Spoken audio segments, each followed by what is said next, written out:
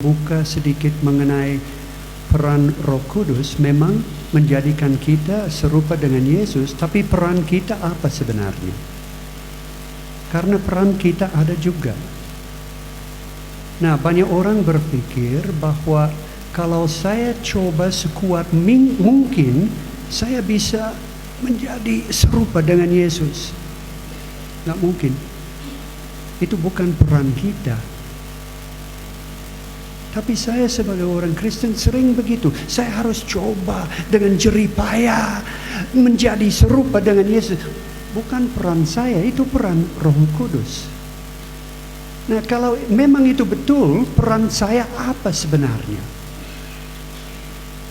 Nah, saya ambil contoh seperti bank. Peran bank ada. Kalau saya ada uang, saya akan ke bank dan mereka akan simpan di bank supaya aman. Itu peran bank. Tapi peran saya apa? Membawa uang. Kalau saya menyembunyikan uang itu di bawah kasur, tidak aman. Jadi peran saya harus membawa uang kepada bank. Itu peran saya. Tapi peran bank, mereka akan membuat situasi supaya uang itu aman. Nah, ini sama dengan Roh Kudus. Peran Roh Kudus itu menjadikan kita serupa dengan Yesus. Tapi kita harus membawa sesuatu. Dan sesuatu itu apa sebenarnya? Hati kita. Hati kita. Tapi bagaimana caranya untuk membawa hati kita kepada Allah? Nah, saya tahu banyak cara. Tapi untuk kesimpulan hari ini, saya ingin menyarankan bahwa kita harus berkumpul dan berdoa bersama-sama.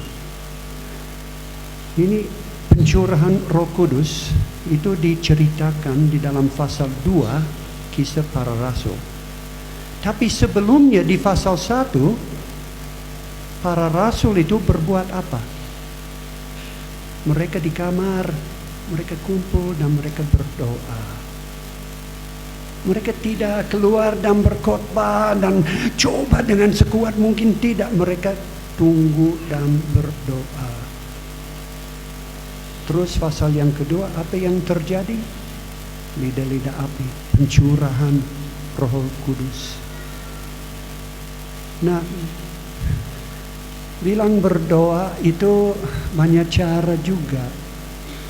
Tapi kita harus ingat kata-kata Yesus pada waktu dia bilang, jikalau berdoa jangan pakai banyak kata. Diam saja di hadapan Tuhan.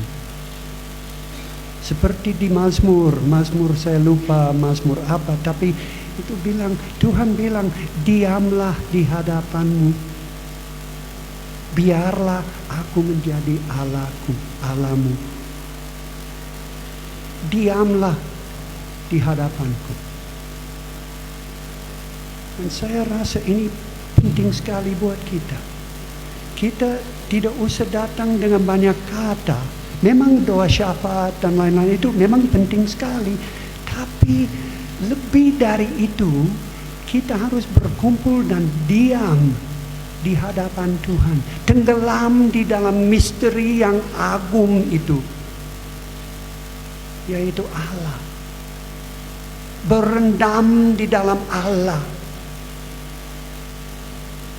Dan dengan peran itu, Roh Kudus akan dicurahkan menurut Alkitab. Jadi ini tantangan yang saya berikan kepada keluarga saya di sini. Dan juga termasuk saya, tantangan yang luar biasa. Marilah tenggelam. Marilah berendam di dalam Tuhan. Marilah berkumpul dan diam di hadapan Tuhan. Memang pada waktu saya masuk di sini, saya juga senang.